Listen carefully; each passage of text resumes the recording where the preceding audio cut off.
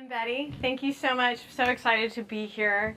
So let's get started. I am a UI UX developer. I'm going to tell you about myself a little bit more in a few slides. I just want to get a quick feel of the room.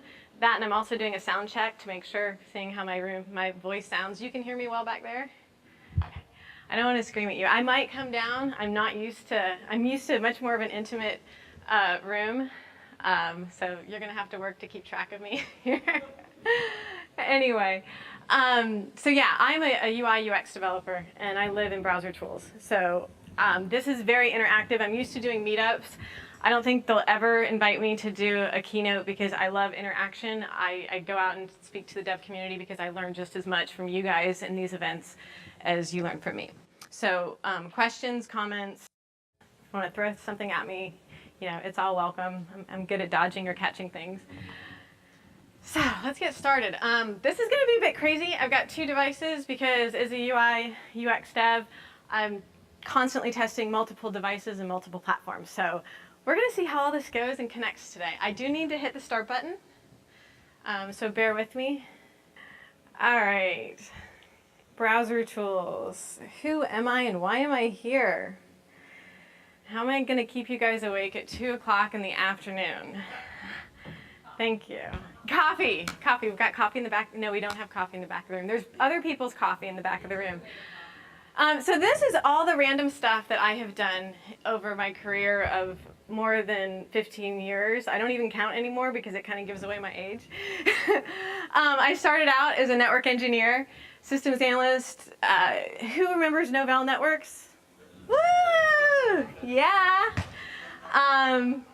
GroupWise was an amazing, I call myself a recovering email administrator, because if you've ever been an email administrator, you never want that job again. And it's not working with the technology, it's working with the people. So, and people are great. I mean, but you know, you don't want to get a call at 10 o'clock that the mayor can't read her email, you know. I've been a web master.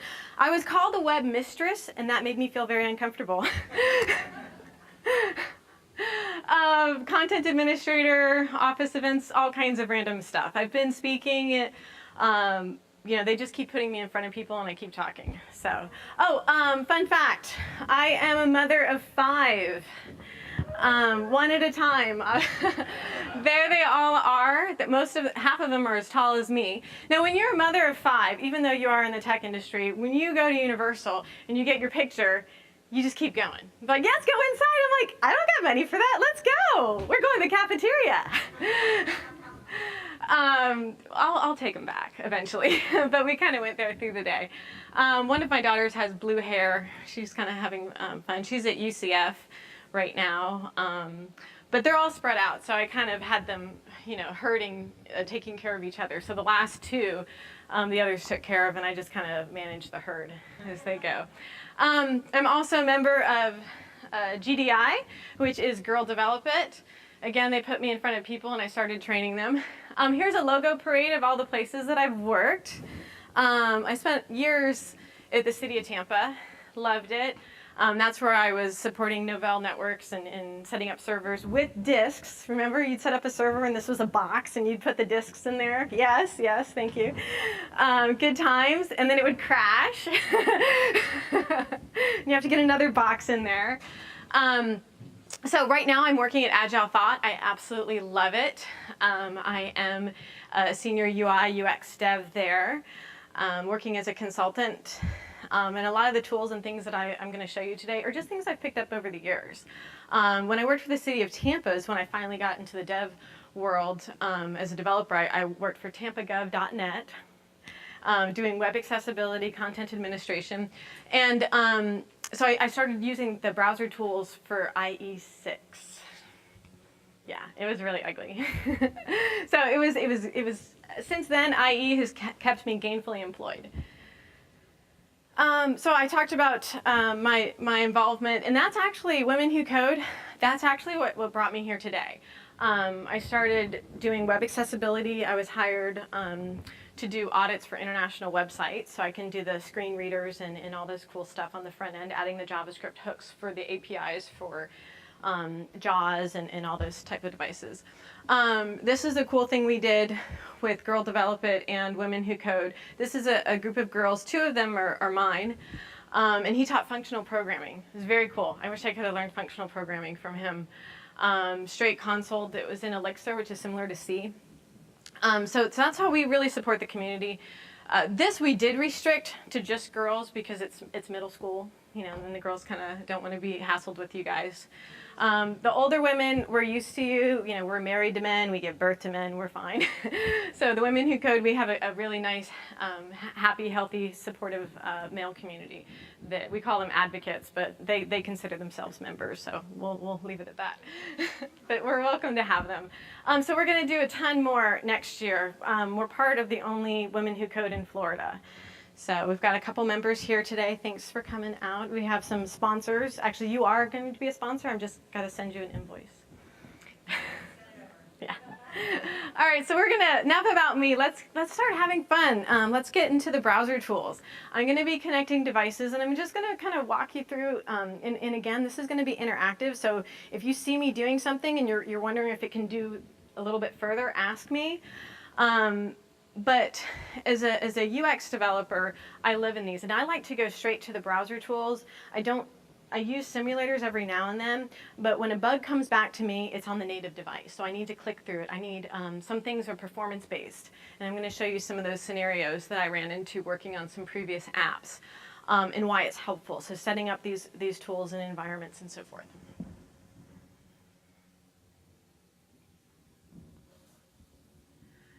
All right, what can you do? First, you need to know what you can do. Well, you can run your JavaScript functions. We can change CSS. We're going to put some breakpoints in there, injecting data, change values.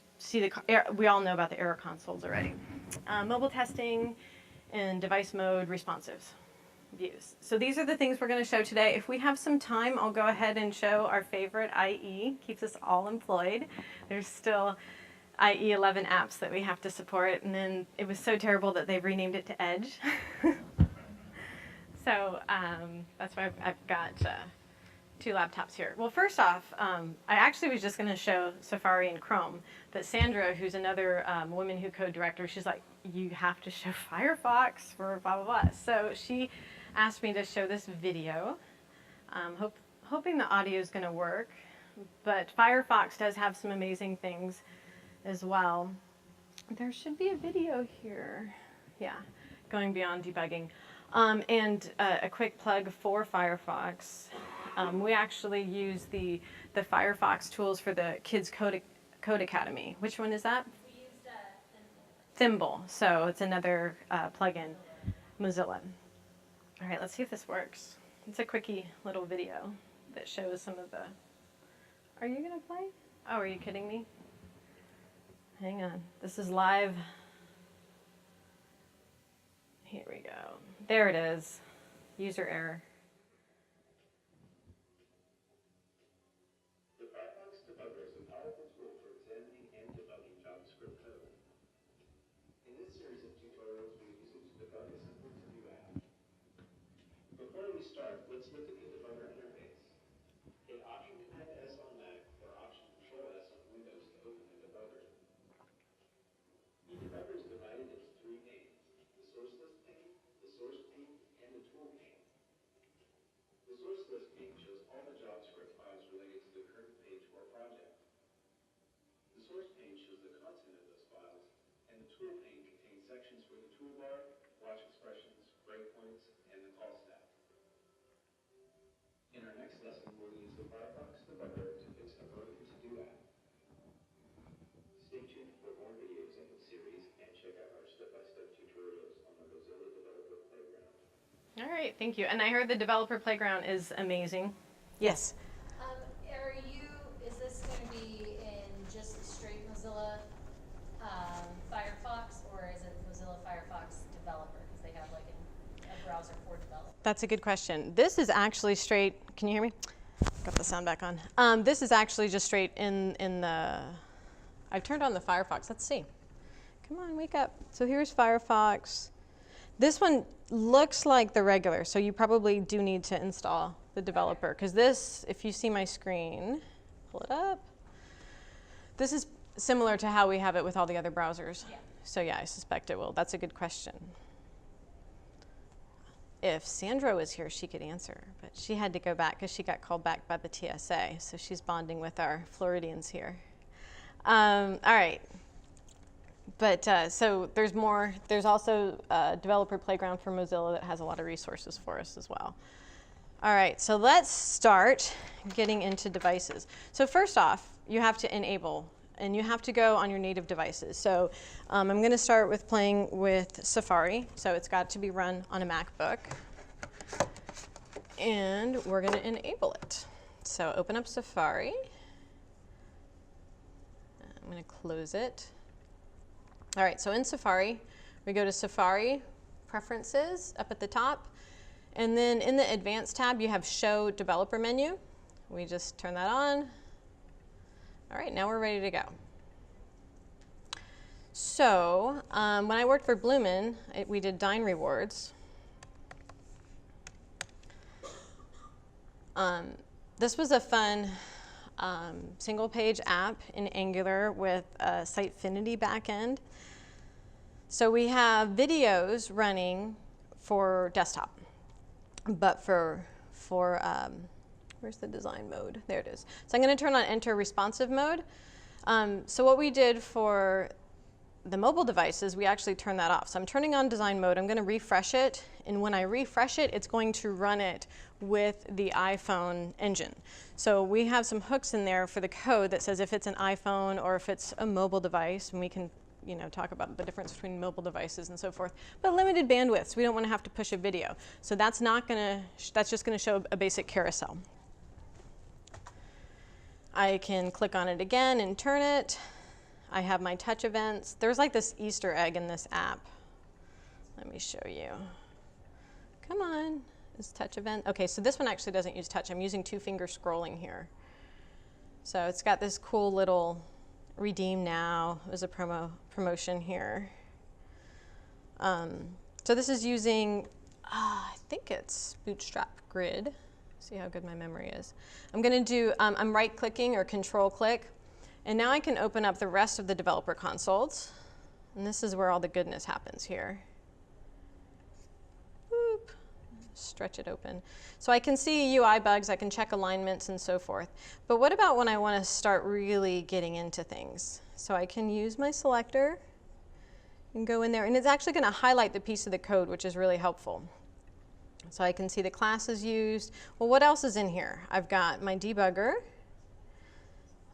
which is going to show a lot of the files, and I'm going to show more in depth on the Chrome debugging. I've got my console log. Now, in any of these browser engines, we can do a lot of stuff in the console. It's just basic JavaScript. So I'm going to copy mathpy into there, enter, and it gives me the answer for pi. Woohoo! So as part of this, I can also inject and mess with the images as well, too. So this gives me some cool ways of seeing. Again, you're going to have to hit refresh, and it will change the browser engine on these. I haven't played with IE. Again, they have these tools in here. It's supposed to render it in the other browser engines. These are really good checkpoints, but I always encourage you to go back to the single source of truth. So if you have an IE bug, open it in IE. These are kind of helpful engines when you're just doing a developer check type of thing. So this is Safari. Now let's take it to the next level. We've got an IE bug on touch events, so let's go there. Okay, so let me open up so you guys can see what I'm doing. It is QuickTime. So if you ever give presentations and you need to show your computer, your device, you actually hit a new recording, and you have to see yourself for a second. But once it's plugged in, you should see your phone. Come on. Oh, really? You're not going to work now? And if that doesn't work, check your cables. Here we go. more cables.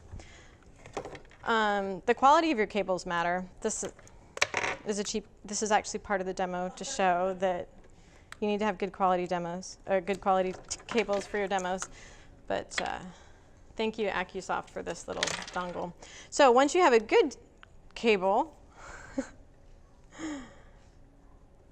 come on, yeah. There we go, Elizabeth's iPhone. Okay, so here I am. Thank you. I know. Yay. Oh, it crashed. This is real time, guys. This is how it works. This is life with these devices. They're very finicky, and setting up your environment, you just need to be patient about. So if you have a bug and you don't have your environment set up, just tell them, just double the estimate on how long it's going to take if you don't already have it set up, because it's fun. All right. There we go. Yay, we're here. So now you can see me moving things real time. All right, this is great. So, well, this is helpful, but I'm just showing you my screen. I need to start doing browser debugging. So I've got my developer tools turned on. I'm going to go to develop, and once it's connected, you're going to see it. There it is. Somewhere in here. Come on, Chrome, find my device. This is why I wanted to do it real time, to show you that this is real time. Come on. It should show up in your user agents. Oh, stop it. I'm going to turn this off for a second so it can find my phone. Find my phone. And I notice if I talk to the devices, it seems to help. Find my phone. Not you, Siri. Oh, yeah, I'm going to have to do this. Again, plug it in again. Oh, it appeared for a second and then it disappeared. I might not be able to show the recording on this, but I probably gonna, yeah, it's like vibrating crazy on me. So we're gonna turn off QuickTime, but I can go ahead hopefully and show you the browser console here. Let's try that. Come on. There we go, yay! So it did not like QuickTime and developer console, so whoa, it's like coming in and out here. There we go. So in developer, your phone will appear. Come on. Oh, and of course, only because I'm in front of people, it just stops. Go away for a moment. There we go.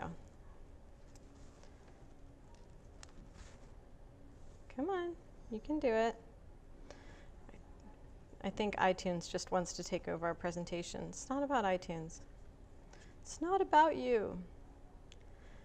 All right, I'm going to do one last valiant effort.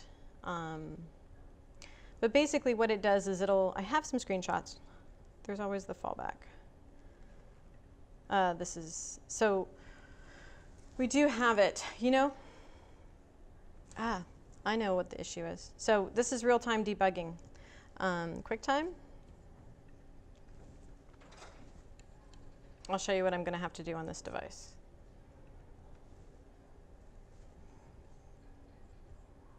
All right, so I'm in my settings tab,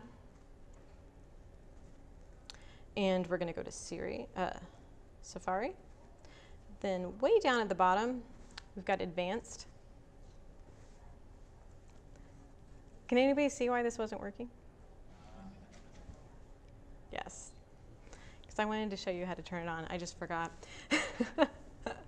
All right, so this is how we turn it on. This needs to be turned on and Safari needs to be turned on. So now I think we're going to be much more successful. Let's try this again. Hey, my iPhone's there now. Yay. All right. It does not show you the front of it, but I can go ahead and dive into the DOM on my device. When I say DOM, it's just document object model. Let's go into the element. So I'm actually on this page, and I can scroll over certain areas of it, open things up. Again, I have the network tab, the time list, the debugger, and this is, as I change pages, let me go up to the top here.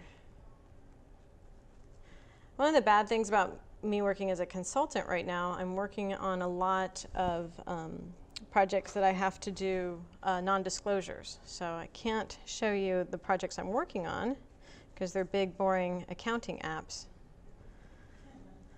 But what I can show you is a lot of the tools that I use when I'm debugging them. So again, we've got our network, we've got our DOM elements. And then as I select the DOM element, so let's say I want to go ahead and look on the organizers tab. I'm on the organizers page of our lovely site. It'll pull me over there, and then it'll show me in highlighted. All right, so I want to start looking at some of the, there's no console there, so that's good. I'm actually trying to look at some of the styles. And I don't use Safari that often, so I think I'll switch over to Chrome. Chrome is kind of my go-to for a lot of these things.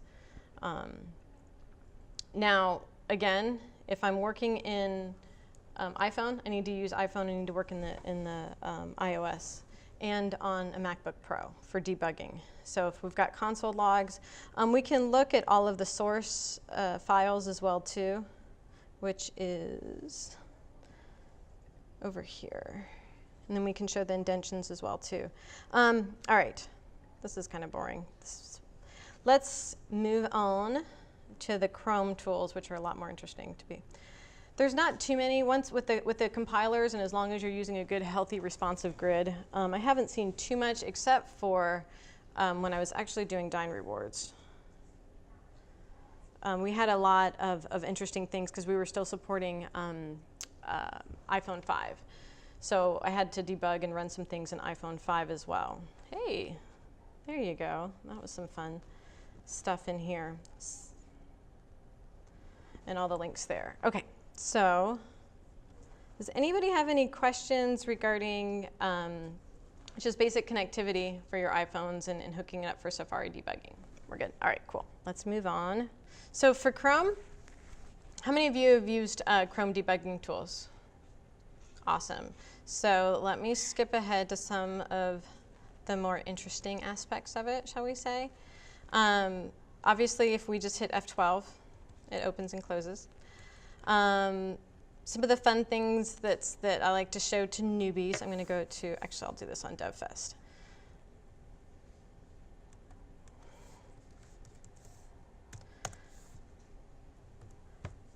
One of the fun things that I like to play with is console. I can go document, is it design mode?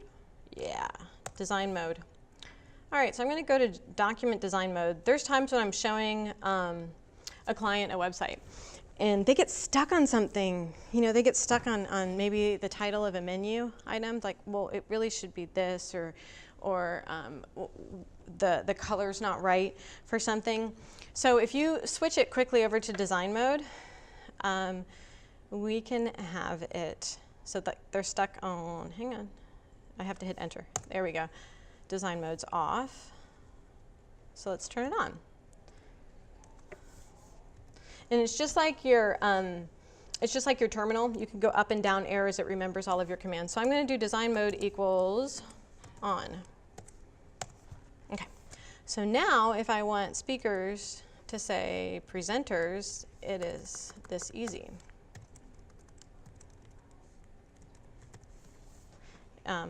I deleted too much and got rid of the font, but that's okay. So I can kind of change things on the fly and move on regarding text as well too. So let's say that they misspelled my name. Oh, thank you. They misspelled, oh really? Well, we'll do it here then. So this is another odd way of spelling BT. I think that's the British way of doing it. So there's ways that we can change things on the fly. That's actually been pretty useful. The things I like, especially as a UI developer, is I can select an area and say, ooh, I like that font and I like that padding that's used on there. So I spend a lot of times in the styles. Oh, I see an important tag. That makes me a little bit nervous, but But what can we get out of looking at this? I like to get into websites, especially ones that I like, and say, ooh, how is it made? I can go into the sources and say, what's in here? What can I get? I can pull out their images, their logos, and this is nicely organized, so it's pretty easy to find things. So if I want to grab an image, I can open a new tab. I think I can, yep, I can right click and hit save on any of these images. The CSS files. I can also use JavaScript and inject my own CSS as well too. All right, so another thing that is interesting as a front-end dev, ooh, fonts. They've got their web font right here. What can I do with this web font? It's a custom font. It's also licensed. I'm a devious person. I can, because this isn't encrypted, I'm getting Mike's attention. Do you do this website, Mike? Okay. I can go ahead and save this WAF file, and I can convert it into a native file so I can actually steal that font and have it on mine. Download it. So one way to avoid this is, how many of you are using Webpacks? Webpacks now? Okay. So in Webpacks, have you used Grunt or Gulp? Yes? No? Come on, you guys. Are you awake? All right, thank you, thank you. Throw me a bone. I was just fighting with Safari. Give me some sympathy here. So we can do that. We can use Webpack to go ahead and encrypt our files. You can also, and one of the things that we did on Dine Rewards, because we had purchased, Bloom & Brands had purchased fonts. Fonts can actually be very expensive. It's very much part of their branding. So letting people steal them is not good. So we actually did a reference. So in the CSS, we did that as an import. So it was an import of an import file. So you wouldn't see it. You'd really have to dig through the network tabs to see it. And then there's other encryptions. It's called obfuscate. Don't ask me to spell that. But if you look up font obfuscate. Yes, I have some stickers for you. See me at the end. Yes. So you can go ahead and hide your files there, because there's devious front-end devs like me that love to get ideas and pull off beautiful fonts. That's a licensed font as well too. So I can do that. What else can I do from the front? I can see what libraries they're using. Looks like they're using some Google fonts as well too. And in the network tab, I can see all these as well. So I can grab it from the network. This is the other way to secure your fonts is if you're using them from Adobe's font products that you purchase, and you add an encrypted link. You add a link that you can't download. I've tried to. I'm sure there's other ways to hack it, but I've tried to do some basic hacking to get to it. So I can pull off images. I can pull off logos. Let's go ahead and look. As a UI developer, I like to look at color. So let's say I want to change the color. A lot of these have color swatches in them that I can change and try out things as well, too. And I actually had some sample code on the other one, the other computer, on how to just inject and change the background color as well too, because anything you want to do, you're going to have to do in JavaScript if you want to update the DOM, and you're basically just updating an image of it, so anytime you hit refresh, everything will be gone. So I'm still in document mode, and let's have some more fun. Let's go to, where are you? It's my other tab. There we go. Where's my UI grid? It's grid UI.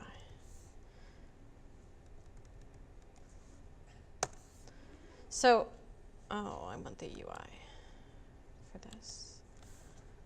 See what happens when you do too many things before your presentation. I just wanted to show some live examples and how I am using this to debug Angular code. So let me pull up. I was working in Angular UI Grid. How many of you have used that plugin? Yeah, it's fun, isn't it? It's actually pretty cool. You can do all kinds of things, especially when you're working with data It's very helpful. There it is. Oh, here it is. Okay. So, couple things. So I had to learn this API for Angular. I'm currently an Angular dev. Next week I'll be, or a couple years from now, I'll be a developer of a library that's not even written yet, and that's the life of a front-end developer. So this grid allows you to do some basic filtering and sorting and blah, blah, blah, blah, blah. Yeah, that's all great. I need to know how to adjust some of it. So obviously when somebody integrates a library, we're going to go and start learning it and so forth. So one of the things I like to do is we're going to go to some of the code. I'm going to hit F12 to open the dev consoles. All right, I want to start figuring out what this code's doing. So I can go to the sources. I can go to let me go to the other page. It's actually the tutorial page that has it best. Come on, catch up.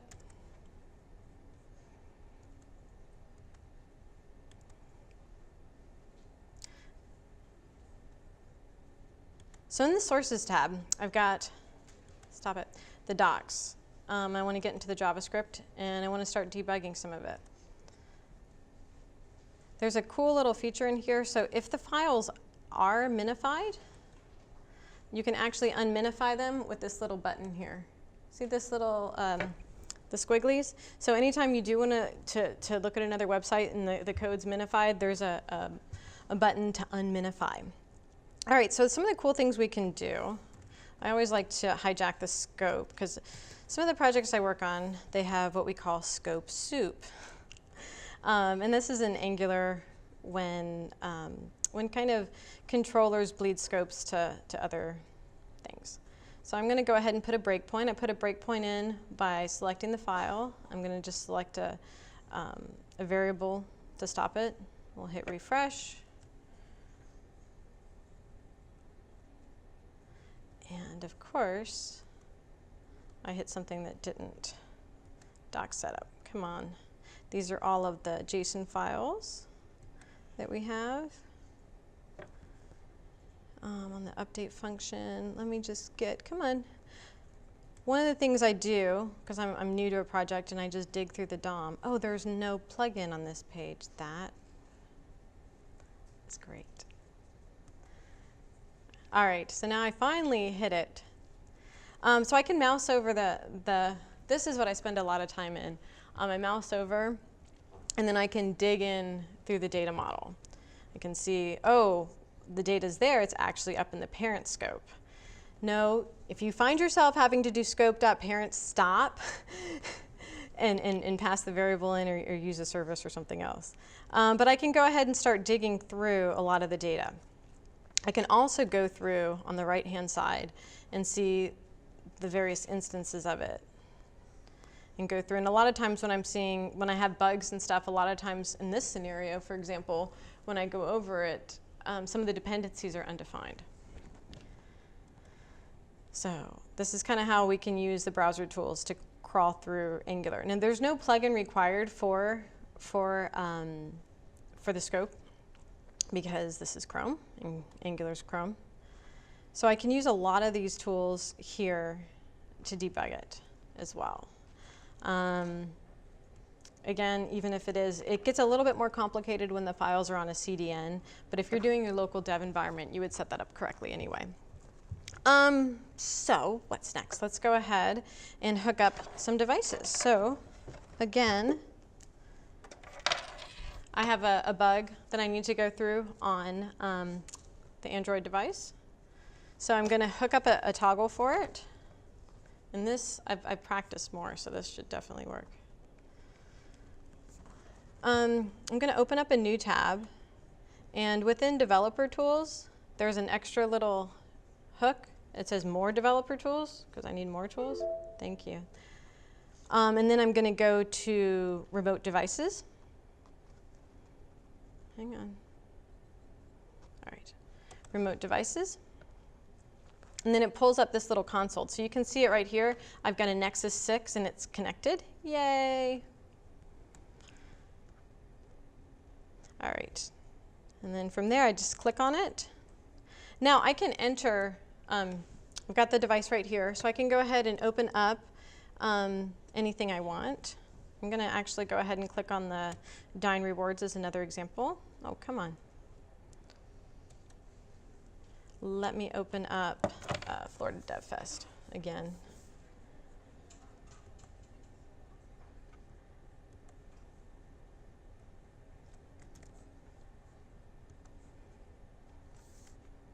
Okay, come on. And then I hit open. So it'll open it on the device as well. And then I can hit inspect because I liked it so much I can do it twice. One of the nice things about when this is in there, it actually does give me a preview. Come on, there we go.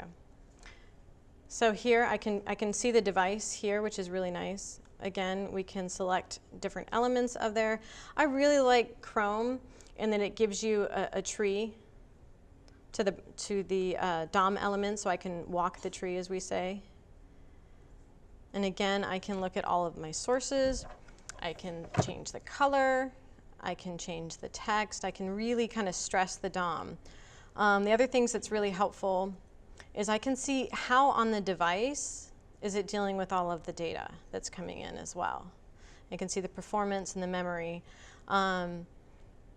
And many instances, I've crashed. I've crashed the mobile devices as well too, especially when you're signing in, you're signing out, and it's hitting various APIs as well. So I've got everything except now I'm on the native device. So I can do. I really like how Chrome does it, because when I get a preview of the device, I get kind of this interesting mixture. You know, I don't have to have any other tools, and I can start debugging, putting some breakpoints in again, checking the memory allocations, and so forth as well too. React is a similar. Does anybody have a React site that I can go to? We have a React site you can go to. Yeah, we do. What's the URL? Rima.heroku.app.com. Rima. Oh, you're gonna have to help me spell Heroku again. Yeah, Rima, H-E-R-O-K-U app. I put hero. That's not right. Rima, R-E. Heroku. R-I-M-A. I got that part. Heroku. Okay, it's hero. Oh, okay, I got that with part. a K-U. KU.app. No, just KUapp.com. Oh, and it took me there. Stop it. Heroku.app or. No, .app. Just herokuapp.com. All right, cool. Yay. Stop. I'm an iPhone. Yeah. There we go. Come on, paste it. Paste. Go. Oh, it's loading. So in React, we can do the similar things. We can go ahead and use the browser tools to change the text, to add things as well too. Some helpful things that I've done is when I do hijack the DOM and I put the breakpoint in there, you can actually inject data sets in there. So sometimes there's scenarios where QA reports a bug and the data set is actually on QA. So what I'll do is I'll put a breakpoint in, and did you see how I just used the console equals, and I can set the variable. So after the promise or the observable gets returned, I'll just hijack it and put data equals, and I'll put my own data set in there. So that's another way I can stress the DOM. All right, so we're here, and we can go in, and again, can always edit the text within the DOM. Hello, world. This is how I used to do it without document. This isn't anything to do with Angular, but React. And we do have Angular. Where is, I think, you know what? We didn't set this up with the source maps for React. So we're actually, yeah, this is a good demo of how we can't do that one. Thank you, though. Because we didn't set up the source maps for Webpack. This was a simple proof of concept app that was a luggage tracker. But it's a similar scenario with React. We can actually just go into the source files and change things real time as well too. So, can anybody think of a scenario as you were building apps and testing them where browser tools were helpful as well too? Or any other ways that you've used it to solve problems, whether it's data sets. I've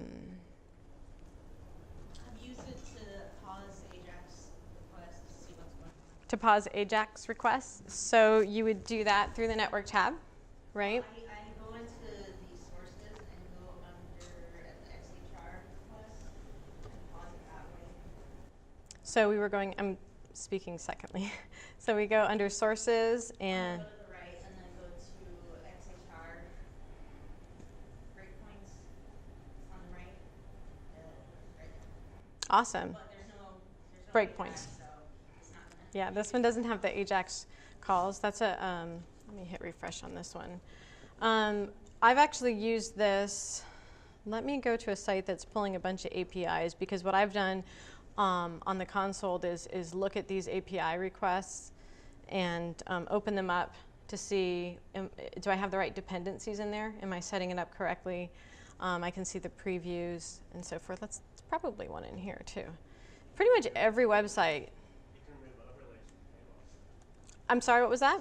You can remove overlays from paywall sites. You can remove overlays. That is another beautiful hack. Yes. Was it Groupon is really annoying with those, for sure. It's to audit the website to see if there's any flaws or CSS issues. Mm-hmm. I need to say that again for the recording. That was The audits, the audience. yeah, the second one from the last tab. The audits. Pretty much running the same thing that Google Insights does. So you want to scan your So I can have all the Google Insights on the audits. Nice. Is this going to take a while if I hit run? page, but Yeah, usually you can do anything. Okay, it goes real quick. It'll tell you about Nice. accessibility and performance. And that's built into it too. I used to have to run separate accessibility tools and checks, so there's a lot in there. I think the biggest thing as I work with them is one, I need to know what it can do, and two, I need to be creative in thinking of ways to utilize it to solve my problems. You know, and I think what are some other creative ways other than me like hacking the DOM and injecting, you know, one variable or equals something else to put a data set in? What are some other ways? Well, there's no other ways, but like as like a code newbie, because I just went through the code school like this summer, like we use it all the time because, and now I'm a back-end developer, so for the front, like when we had to do projects with the front end, that's basically how we just had to just hack it out, just see what's happening. Like it was our saving tool for sure. I use the in getting the source maps to the LESS and the SAS files as well too is extremely helpful. Oh, there you go. So now we got our accessibility report. Very nice. That must be a new one as well too. The Lighthouse. So Lighthouse open source. And then for what she said, you can see all the headers Mm-hmm. in the network tab. So if you're working with your back-end team and you're having some issues with cores or other things, it's really important to look through those headers, make sure that you're right, accept headers, and other headers are set. That's what we were talking about earlier. Let me try to pull up an example of one that we can, that we can see. These are all JavaScript. Come on. But that is, it's another tool that we can utilize. Oh my goodness, this is like going crazy on me. I can't grab anything. Let me stop it. We can stop it, we can clear it. I want to demonstrate where we can show the headers and the responses from the APIs. A lot of these are static. This one definitely should. These are WAF files. There we go. So here's the Google trackers on here. It's actually not till you sign in does it actually hit the APIs on this. Let me go ahead and sign in. Actually, you can see it as soon as I sign in. It validates my. So here's the call, check email.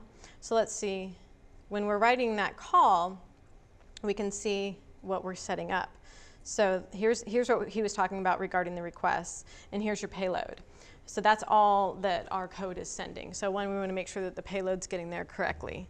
And then from there, we can look at the preview, authenticated. These are the flags and everything we're sending to the request, and then here's the response as well too.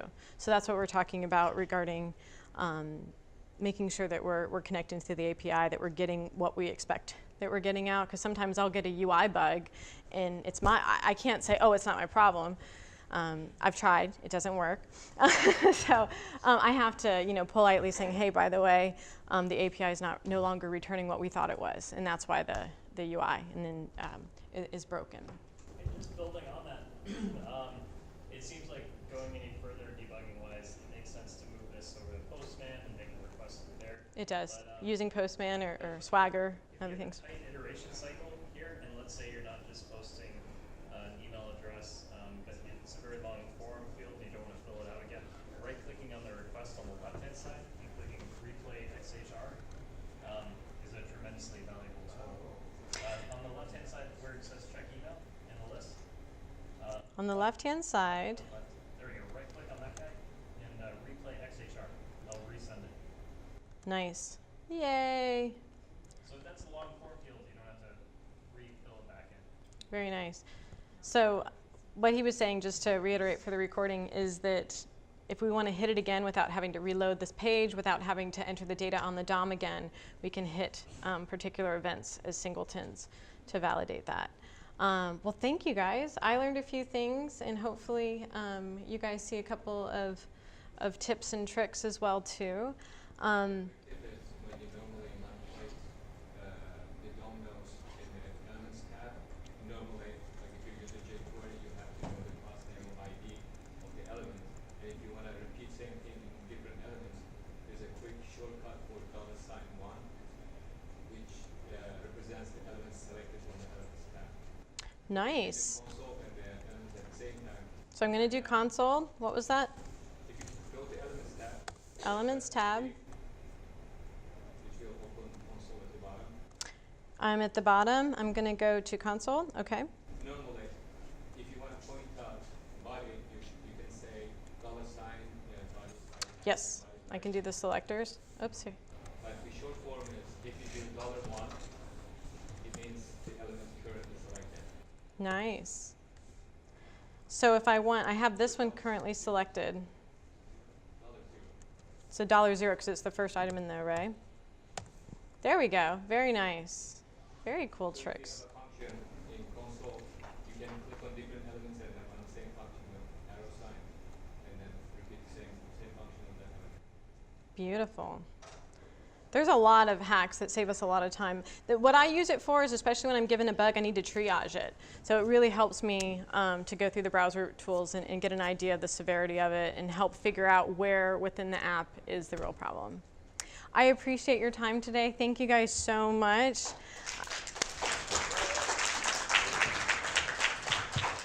And keep hacking your DOM.